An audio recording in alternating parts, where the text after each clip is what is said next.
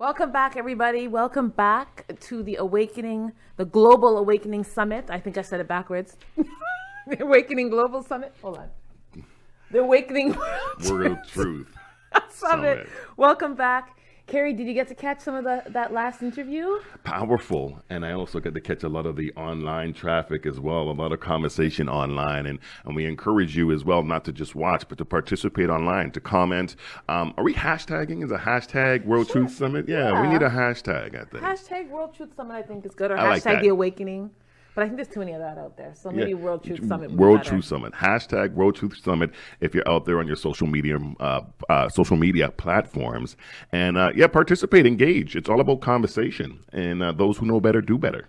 Speaking of engagement, so the work that we do here, again, this is something that's coming up. It's just our hearts. No one here is getting paid for Nobody it. gets paid. No speakers are getting paid. Us as hosts are not getting paid. Our tech guys not getting paid. Grants not getting paid. We're doing this for you guys. And one thing that we are going to be talking about today a little bit later on is donations, because again, we're not being funded. We have no government funding. Obviously, they're not going to fund something like this. So, gee, why? Simone, I wonder wouldn't why, they? right? Okay. So we need the people. We need the people. We need you. We need you guys. We need you. We need you to donate in order for us to keep doing things like this. In order for us to keep providing, because we want to be bringing you top notch all the time. We're not going to go backwards. We want to keep going forwards, and we're going to need to. We need money for that. Let's just be real. We need your support. We need the support. Yeah, so it doesn't matter what. Takes a village. Any amount, and it takes a village. Any amount, $1, $5, $10, $20, $1,000. We don't care. Yeah. We just want to make sure we can continue to do this for you. That's all. No, absolutely. And it is so empowering to know that there are so many people who care. You know what I mean? Like, I feel like contemporary society is characterized in a way, whereas it seems like it's me. It's the I's. But there's a lot of people working really hard in the community. A lot of people doing amazing work. A lot of people putting their well-being, their careers, in harm's way, including our next speaker.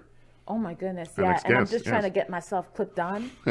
Like, give me a minute here, people. I can do this.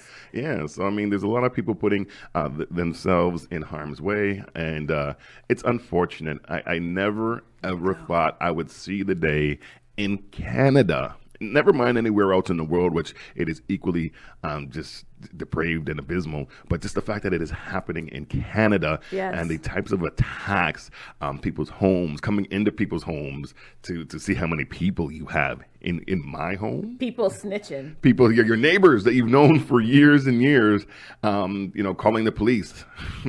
I think they've got visitors. Oh no.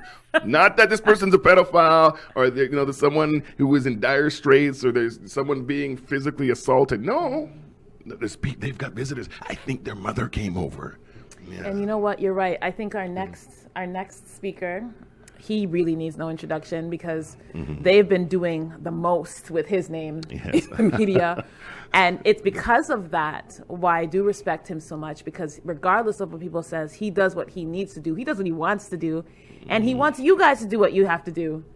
I want to welcome our next speaker, MPP Randy Hillier. One of my favorites. Where is he? Hey! Happy New Year. Great to be on with you. Happy New Year, Randy. It's a pleasure to join you today.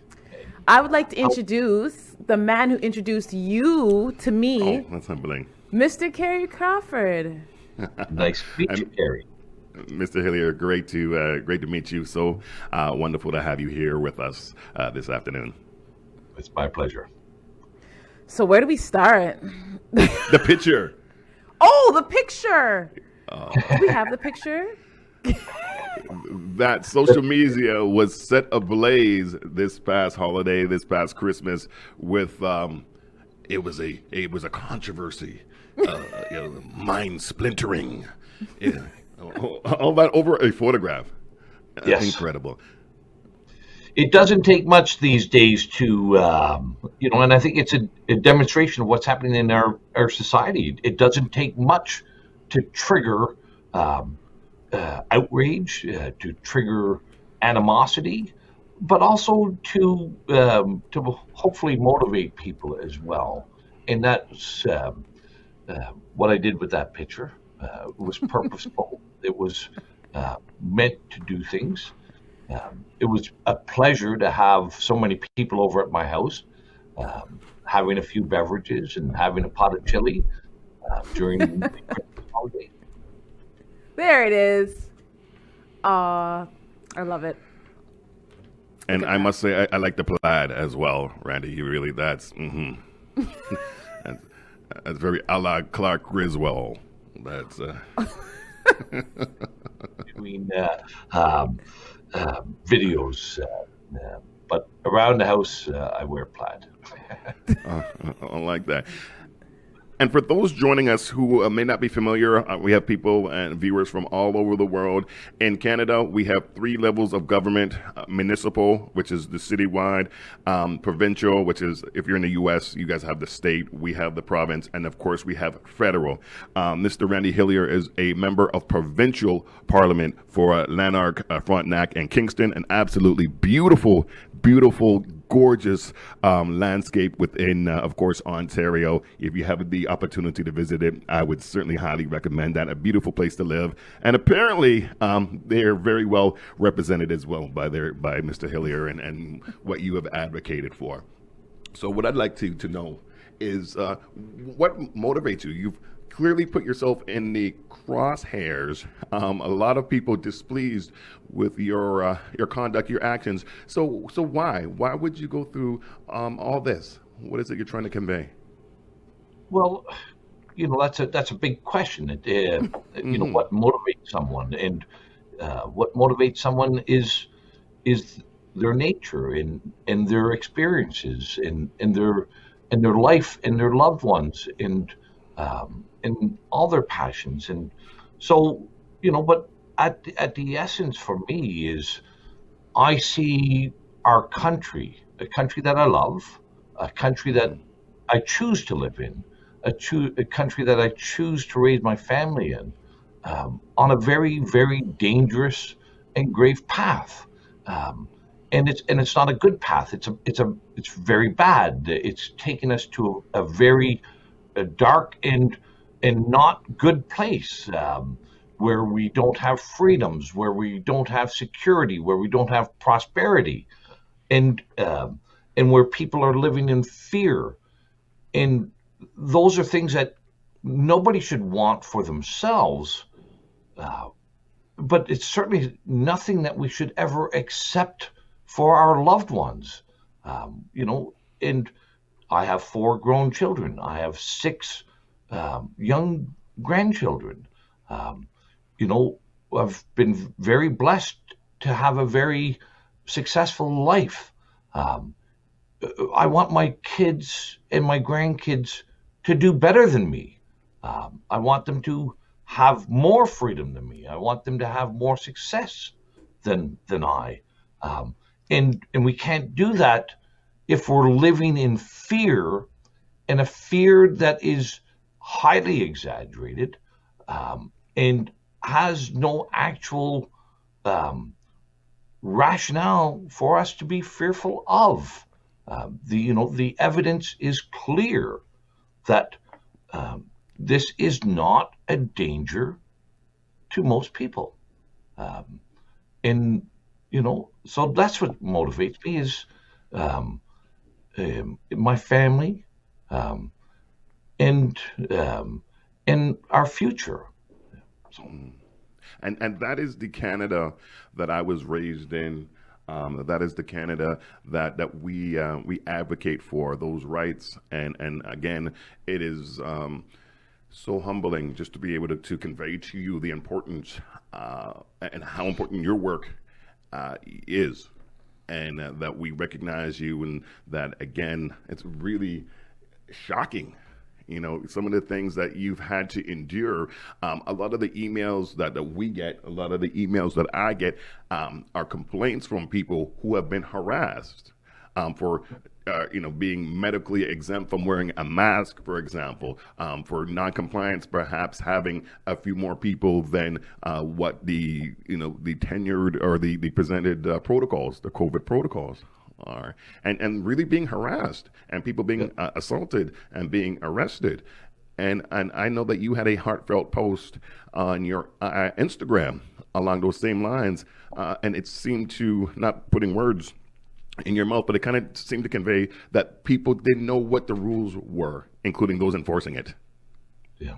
Oh no, how can you begin to understand the rules when the rules are changing every day and every week, and the rules are different here in my home and 50 miles away or 50 kilometers away, and everywhere you go, the rules are different, and people are in a state of confusion in that sort of situation where nobody knows what the law is, because every day the premier gets up and conveys a new set of orders, and we can't live like this, and we also can't live in a society where we're worried about what is our neighbor going to say, or what is our neighbor going to do if they see me,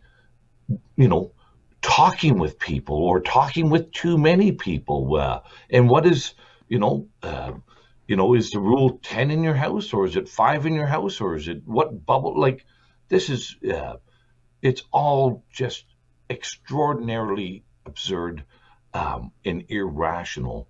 And, it's impossible for free people to live in a somewhat ordered, peaceful society if the rules are constantly and ever changing. And as we've seen over this set of Christmas holidays, where the political class and the elite class who are promoting and enacting these outrageous impositions on people's freedoms are all leaving the country and heading south, finding a sandy beach and a sunny climate where there are no restrictions. So how can this be? How can people who are telling us that this virus is so threatening and so dangerous, and that we have to give up our businesses, give up our employment, give up our loved ones, but they can go on a plane with 250 other people, sit 6 inches away from them, and spend 6 hours flying to a sunny beach where there is no mask orders, where there are no restrictions on people? Like, the hypocrisy and the just outrageous contradiction, and I've always said this: you judge somebody by their actions. Let's start judging people by their actions. Their actions are telling us that there is nothing to be fearful from this virus unless you are very old, if you are in very frail health to begin with, if you're in a long-term care, then yes, you are at high risk. Nobody else is at high risk. Nobody. We're seeing this level of control being exerted on people that, we can say at the end of the day, we do not recognize our country anymore. We do not recognize our communities anymore.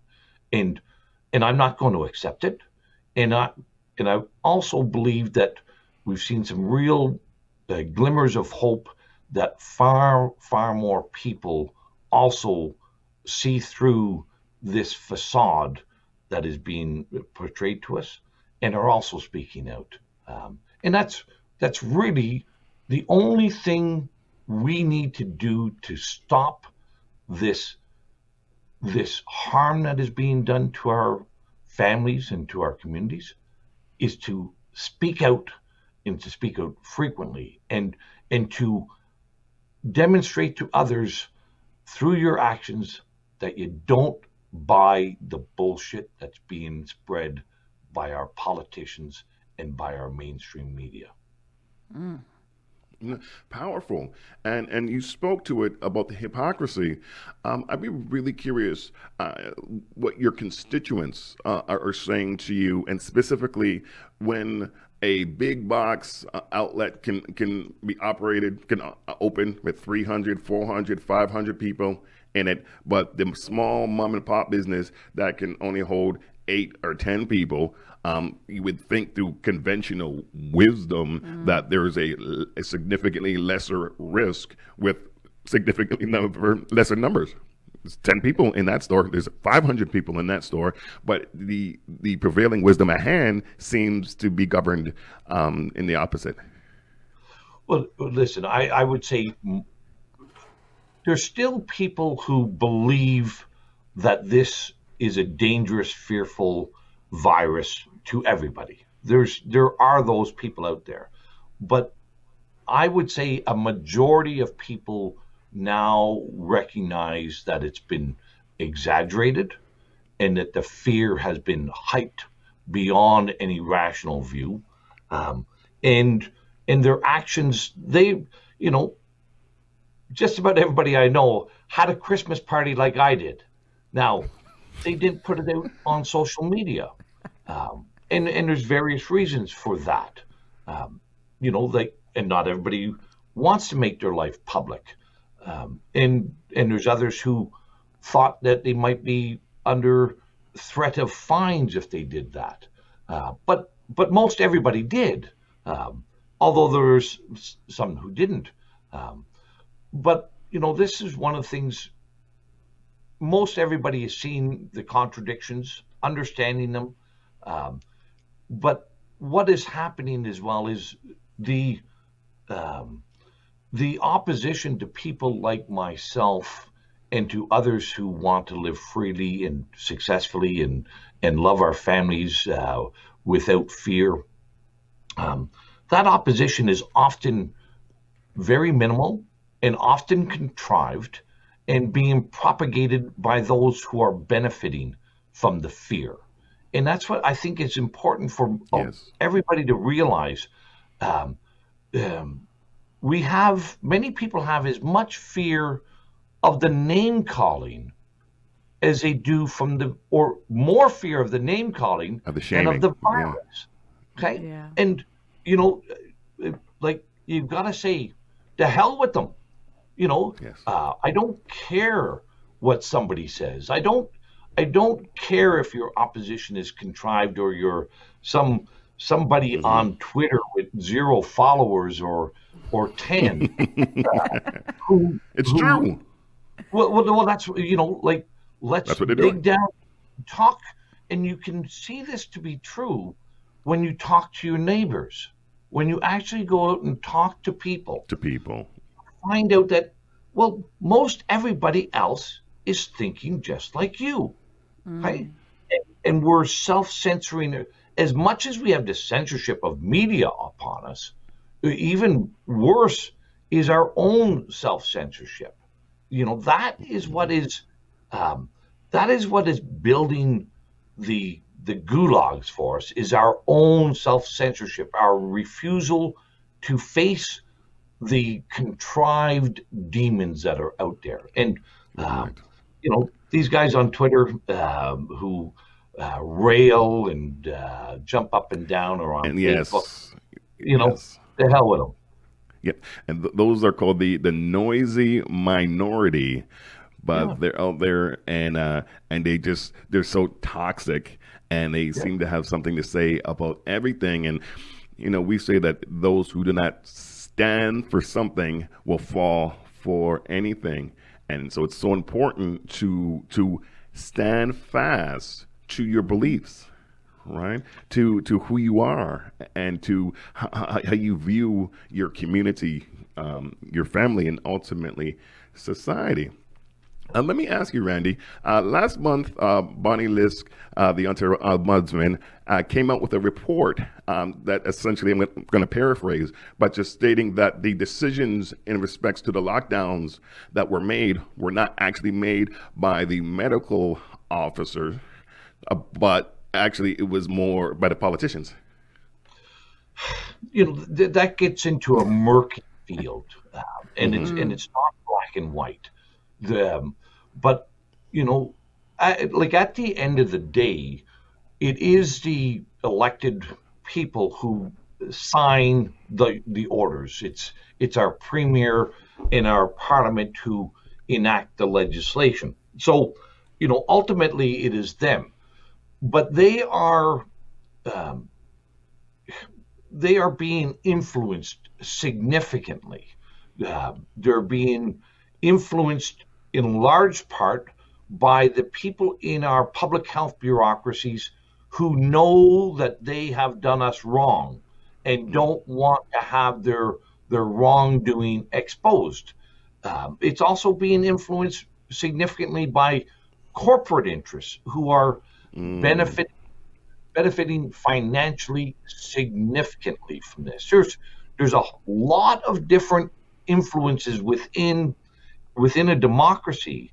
Unfortunately, I think there's two converging elements that have happened that have been exposed in 2020. One is the degree of incompetence of our elected people, right? And should not be underestimated. Just how incompetent are people like our prime minister and our premiers like Doug Ford. These are not smart people, right? But there's this other element here as well, is that our democracy was created for people, for individuals. That's right. And our democracy has lost sight of the individual within its function, and it sees its purpose as currying favor with stakeholders, with groups, with corporate interests, but not with individuals.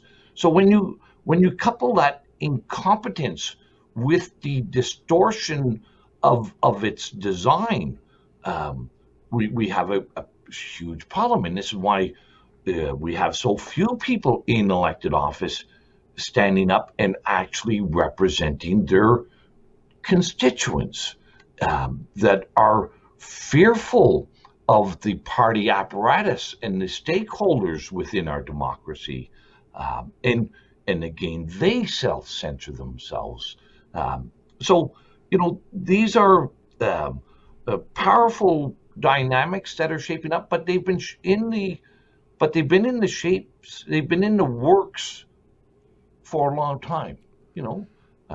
It's interesting that you say that, Randy, because so you're embarking upon your second decade in public office. So you are not new to this, and certainly I just want to frame it that he's not new. You're not new on the scene. That you are tenured from the Dalton McGuinty days to, of course, the Kathleen Wynne, and now the present administration or government, of course, being the Doug Ford and whatnot. So have you seen a significant departure from, I want to say, conventional wisdom? Like, has it been something? It feels very obvious from an outsider looking in that there's been a significant departure from how things used to get done, how processes used to be observed. It feels very different right now. I don't know if it's me.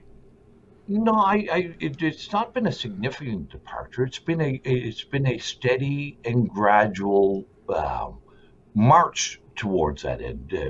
One of the first times I got into the penalty box in my party was when I refused to advance a piece of legislation for an industry stakeholder group. I was the critic for labor at the time, and I won't mention names, but they came to me wanting me to advance a piece of legislation that they would derive great benefit from, and I refused, and they got very mad at me. They got very upset with me, and they went to the chief of staff and said, "If you don't get Randy Hillier to advance this piece of legislation, we have $50,000 for your reelection that we're not going to give."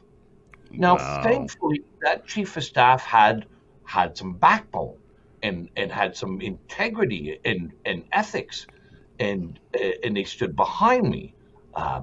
But not long after that, when that chief of staff was gone,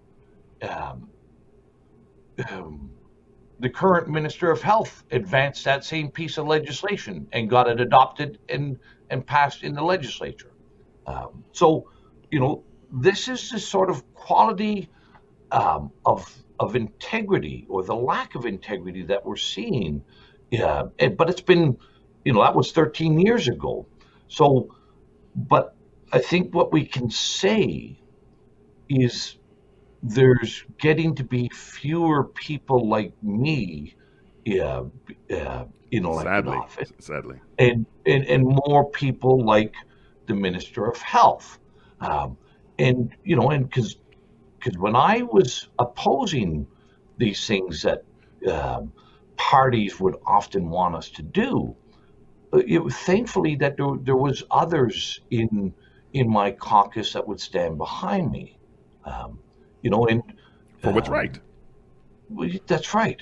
And that, of course, we know this is true, is that when you're going against the grain, it's not bad to have people supporting you, that are standing with you, standing behind you. I can say now there's nobody in the current federal Liberal caucus or in the provincial Conservative caucus have those people that they can depend on to stand with them to uphold integrity. So I think that's what has changed more. We've moved more and more through our electoral process and our democracy to elect people for, that have big names like Justin Trudeau or Doug Ford, people who have some cachet with the media, but who are not of any substance at all. Conformists, it would seem, in certain respects, and people that just lack, is it the wherewithal? Sometimes, to go against the grain, it's the unpopular move. But sometimes the most unpopular move is the most important move. Very true. And no more lockdowns. I know we don't have a lot of time with you, and we appreciate you taking time out. We know it's soon back to 2021 and back to business, but appreciate you taking time out. No more lockdowns. I had the privilege of attending of course, one of your events at Queen's Park. Thousands and thousands of people that were in hand. And of course, I get to see Miss Simone J. Smith, who did address the crowd and did well as well. That was something that was... So congratulations on that, by the way. There's many groups that are fighting back. And that was some powerful events. And also all these lawn signs that are going out across the province. And this is the important thing. Like, people are showing their opposition now, and they have a means and a mechanism to demonstrate that they don't buy into this. And, these lockdowns, they can't be allowed to continue. And no more lockdowns is doing a marvelous job, and everybody has to stand up and do their part, and like I said, go over and talk to your neighbor, go over and have a chat, because I'm going to say to you, they're not going to be as fearful as you think they are. Right? They are, people are going to behave one way out in public, at the Walmart or at the Costco, okay? Or, because they don't know who those people are, and they don't know if they think like them, or if they're the people who will accost you over not having a mask over your nose, or So when you have those, but just go over and talk to your neighbors and go around to the whole neighborhood and talk to people, and you'll find out, well, no, they're not. They're not what you think is, what is happening is not what you're think is happening, what you're being told is happening. And that, that is part of the dishonesty and part of this whole, I call it that we are living a lie, right? And a great many of us know we are living a lie, but we don't understand how to get out of the lie. And this is the problem with governments and with media and with public health, is they don't know how to get out of the lie. But we do. We as individuals always know how to get out of the lie. And it's to be honest. The truth. That's all it is be honest. Tell your neighbor, you think this is exaggerated or whatever you think it is. And that's how we get out of the lie. It's how we get out of this dishonest situation we've crafted for ourselves, and how we can get back to having loving communities, prosperous communities, where we can show compassion for one another again, where we can go out and give somebody a hug without worrying about the police or snitches. And and I know, sometimes the truth is very difficult to face. To broach. But it's the unknowns that are the fearful. Just be truthful, and your life will be better. All our lives will be better if we're truthful with one another. So appreciative. Randy, I don't think you understand how much I appreciate you and the things that you do, and the fact that you stand up and speak regardless of, by the way, just so you know, I think I told you this, they've written another hit piece on both of us. You should probably go read that. It's pretty interesting. Well, it was funny, Simone. This is interesting. Back in the early days of this, although I've had a Twitter account for a long time, I haven't really used it over the years too much. But of course, during COVID, I started using it, and I tweeted out. I liked the tweet and retweeted the tweet of RFK Jr. and Dershowitz having a debate about vaccines. And I watched this debate and I said, well, here's two really intellectual and smart legal minds debating mandatory vaccines. And I tweeted it out. And next thing you know, I get a call from one of the media personalities wanting to ask me about this. And then I see in the story the following day, I'm an anti-vaxxer, for tweeting out a quality debate. And, and then the next thing you know, I'm also a conspiracy theorist. And here's an interesting element of this. So now my Wikipedia page is full of everything. It's astonishing. And I've never said anything about anti-vax, and I never said anything about conspiracy theories. And I've, but here I am, and it's so interesting. I can't change it. I can't correct it. It's because it happened, because some news reporter called me an anti-vaxxer. Well, now that's a fact. Right. But you know what? I can't get a hug and an embrace from Wikipedia. That I get from my family. I get from my friends. So I don't care if Wikipedia says I'm an anti-vaxxer. And I don't care if Twitter says I'm a conspiracy theorist. Those are not the people who are going to give me love and comfort in my life. Absolutely. Amen. Randy, thank you. I wish we had you for longer. Yeah. But it's okay. So we're going to have you again. I'm not really concerned at all. I'm sure we'll speak soon.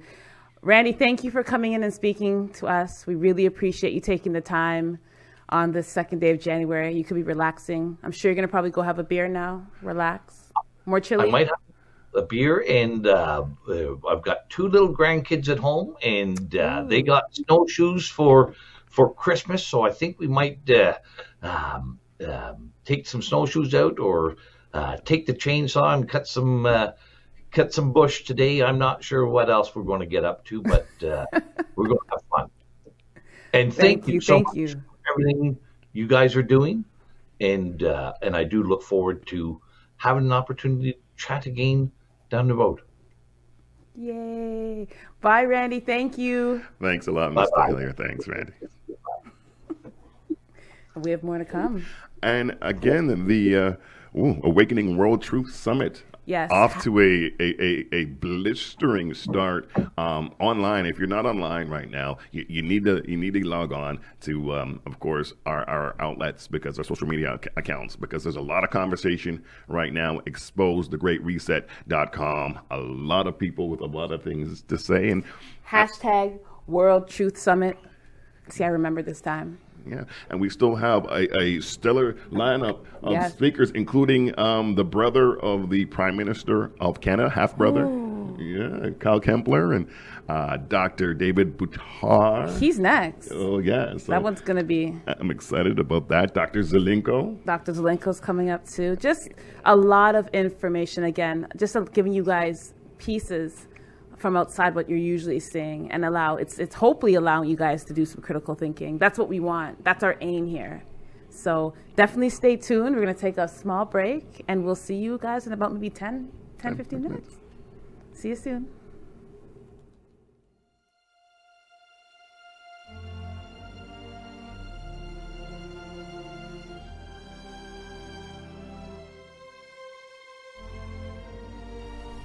We would like to acknowledge how appreciative we are for the efforts and services provided by the RCMP, OPP, and the municipal police forces during these most challenging times.